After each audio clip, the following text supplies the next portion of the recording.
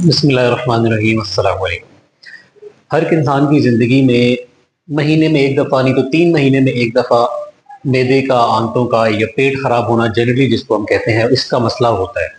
अब इस मसले का इलाज जो है वो हम किसी न किसी सूरत में घर पे या डॉक्टर के पास जाके ड्रिप इंजेक्शन वगैरह लगवा के इन एनी केस ओआरएस का इस्तेमाल करके और मुख्तलिफ तरीकों से तो हो जाता है।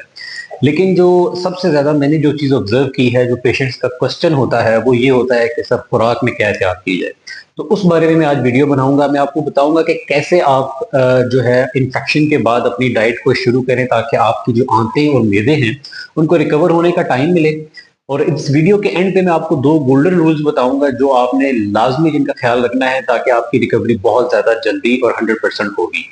तो सबसे पहले जो रूल है वो ये है कि आपने फ्लूइड से सॉफ्ट डाइट और सॉफ्ट डाइट से फिर नॉर्मल डाइट की तरफ शिफ्ट होना है। अब ये आपने कैसे करना है कि जब आपको कोई भी इन्फेक्शन हुआ है, मैदे का, उल्टियाँ, लूज मोशन, पेट खराब, सूजन, इस तरह के मसाइल हैं, तो उसमें आपने डाइट का ये ख्याल रखना है कि शुरू आपने अपने आप को शुरू में फ्लूइड्स पे रखना है। फ्लूइड्स पे एज़ इन ये रखना है कि आपने फ्रेश जूसेस का इस्तेमाल करना है। बेहतर है कि अगर आपको घर पे फ्रेश जूस बना सकते हैं तो वो आप इस्तेमाल करें।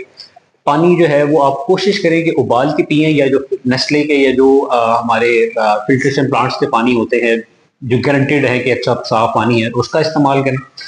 दूसरा ये है कि आप मिल्क शेक वगैरह जो डाइल्यूटेड हो, जिसमें यानी कि दूध और पानी की मिकदार ज़्यादा हो, फ्रूट कम हो, चीनी कम हो, वो आपने ताकि आपने एनर्जी मज़ा नहीं लेना उस वक़्त में, आपने अपने आप को एनर्जी और न्यूट्रिशन प्रोवाइड करनी है ताकि आपकी गट जो है वो हील कर सके।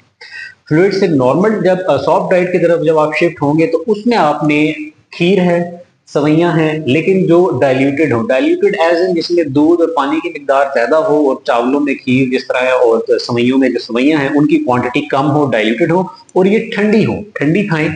उसके साथ आप दही का इस्तेमाल कर सकते हैं, दही में केला डाल के उसको मैश करके आप इस्तेमाल कर सकते हैं, टेस्ट के लिए आप उसमें शहद ऐड कर सकते हैं या थोड़ी बहुत चीनी भी डाल सकते हैं, ठीक है?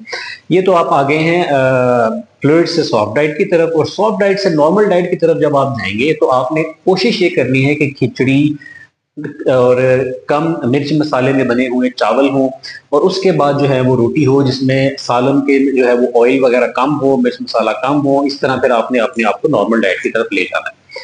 लेकिन इसमें जो 2 गोल्डन रूल्स का मैं बात कर रहा था वो ये है कि सबसे पहले तो आपने जब भी आपने डाइट इन्फेक्शन के बाद डाइट अपनी आपको मॉडिफाई जो करनी पड़ती है, उसमें जो रूल आपने याद रखना है वो ये है कि स्मॉल चंक्स में खाना है, स्मॉल चंक्स में। उसका फायदा ये होता है कि चूंकि आपके अंदर स्टमक की लाइनिंग जो है, जो मिकोजा जिसको हम कहते हैं या जो इंटेस्टाइन्स है वो डैमेज होती है, उनको हील होने के लिए 2 से 3 दिन, अमूमन 7 दिन तक लग जाते हैं, जो नई लाइनिंग बनती है। उस दौरान अगर आप उनको ईजी रखेंगे, टफ टाइम नहीं देंगे तो वो हीलिंग जल्दी होगी। अब वो आप कैसे करेंगे कि आप उनको उनके लिए उनका जो काम है वो आसान कर दें।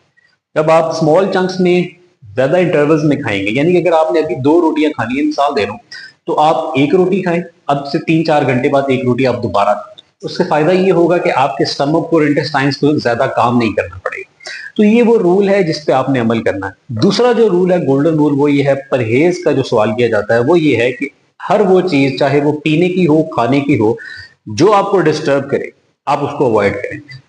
नॉर्मली अगर वो लोगों को डिस्टर्ब नहीं भी करती लेकिन आपको वो कर रही है तो आपने उसको अवॉइड करना है। This is the golden rule number 2।